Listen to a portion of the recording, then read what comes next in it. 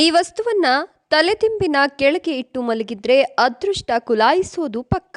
ಹೌದು, ಪ್ರತಿಯೊಬ್ಬ ವ್ಯಕ್ತಿಯು ತನ್ನ ಜೀವನದಲ್ಲಿ ಸಂತೋಷ ಮತ್ತು ಸಮೃದ್ಧಿಯನ್ನು ಪಡೆಯಲು ಬಯಸ್ತಾನೆ.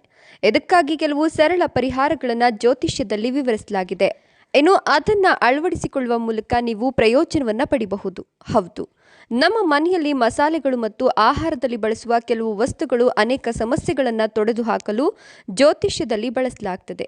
ಈ ಪರಿಹಾರಗಳು ನಿಮಗೆ ಸಂತೋಷ, ಸಂಪತ್ತು ಮತ್ತು ಸಕಾರಾತ್ಮಕತೆಯನ್ನು ನೀಡ್ತವೆ. ಅಲ್ಲದೆ ಅವು ನಿಮ್ಮ ಜೀವನದ ಮೇಲೆ ದೀರ್ಘಕಾಲೀನ ಪರಿಣಾಮ ಬೀರ್ತವೆ. ಇದಕ್ಕಾಗಿ ಪ್ರತಿದಿನ ರಾತ್ರಿ ಮಲಗುವ ಮೊದಲು ನಾವು ತಿಳಿಸುವ 5 ವಸ್ತುಗಳಲ್ಲಿ ಒಂದನ್ನಾದರೂ ನಿಮ್ಮ ತಲೆದಿಂಬಿನ ಕೆಳಗೆ ಇಟ್ಟುಕೊಂಡು ಮಲಗಿ.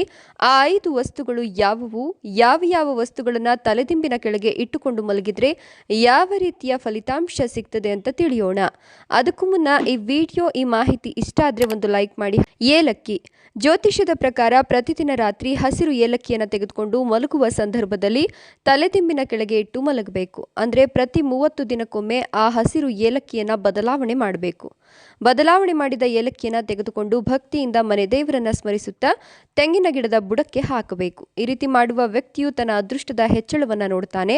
ಹಾಗೆ ಆ ವ್ಯಕ್ತಿಯು ತನ್ನ ಅದೃಷ್ಟದ ಸಂಪೂರ್ಣ ಬೆಂಬಲವನ್ನು ಪಡಿತಾನೆ.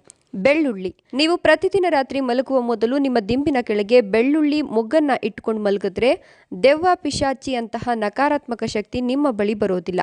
ಹೀಗೆ ಮಲಗುವ ಮುಂಚೆ ಒಂದು ಎಸಳನ್ನ ದಿಂಬಿನ ಕೆಳಗೆ ಇಟ್ಟು ಮಲಗಿದ್ರೆ ನಿಮ್ಮ ಸುತ್ತಲೂ ಸಕಾರಾತ್ಮಕ ಶಕ್ತಿಯು ಪರಿಚಲನೆ ಹೆಚ್ಚಾಗ್ತದೆ. ಅರಿಶಿನದ ಕೊಂಬು. ಜ್ಯೋತಿಷ್ಯದ ಪ್ರಕಾರ ನೀವು ಪ್ರತಿದಿನ ಮಲಗುವಾಗ ಅರಿಶಿನದ ಕೊಂಬನ್ನು ನಿಮ್ಮ ತಲೆದಿಂಬಿನ ಕೆಳಗೆ ಇಟ್ಕೊಂಡ್ರೆ ಅದು ನಿಮ್ಮ ಕೆಲಸವನ್ನು ಮುನ್ನಡೆಸ್ತದೆ. ಹೀಗೆ ಮಾಡೋದ್ರಿಂದ ನೀವು ಹೆಚ್ಚು ಸಂಪತ್ತನ್ನು ಪಡಿತೀರಿ. ₹1 ನಾಣ್ಯ.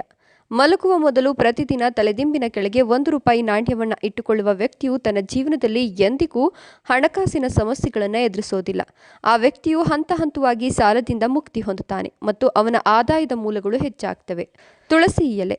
ಧಾರ್ಮಿಕ ನಂಬಿಕೆಗಳ ಪ್ರಕಾರ ತುಳಸಿ ವಿಷ್ಣುವಿಗೆ ತುಂಬ ಪ್ರಿಯವಾದದ್ದು.